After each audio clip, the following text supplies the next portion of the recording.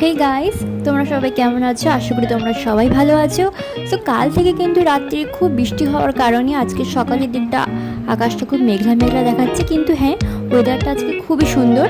তো আমি কিন্তু ছটপট করে চানটা করে নিয়েছি সকালবেলায়, ছেলেকে একটু খাইয়ে দাইয়ে দেন আমি চানটা করার পরে এখন দেখতে পাচ্ছ ওয়েদারটা এতটাই বিউটিফুল যে এখন মনে হচ্ছে না, কি মনে হচ্ছে সবার ফেভারিট একটাই খাবার, অবভিয়াসলি তোমারও মাথায় আসছে, সেটা হচ্ছে খিচুড়ি।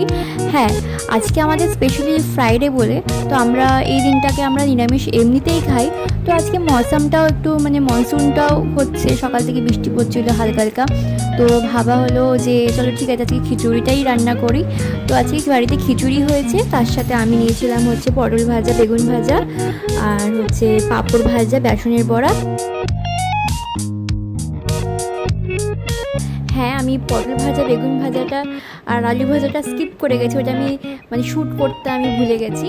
সো এর সাথে আমি এগুলো খেলাম। আর দেন দেন তারপরে দেখতেই পাচ্ছি আমার চুলটা কিন্তু ভেজা ছিল, এখন একটু হালকা করে ড্রাই করে নিলাম, কারণ এমনিতে ওয়েদারটা খুবই ঠান্ডা, তো আমার ঠান্ডাটা তো না লেগে যায়। সো দেন আফটার দ্যাট আমি এখন দেখতে পাচ্ছ যে আমি পেয়ারাটা কেটে নিয়ে আসলাম। তো আমি এখন একটু লাঞ্চ করার পর স্পেশালি আমি একটু হালকা ফ্রুটস কিছু হালকা হালকাই খাই। সো এখন একটু পেয়ারা খেয়ে নিই।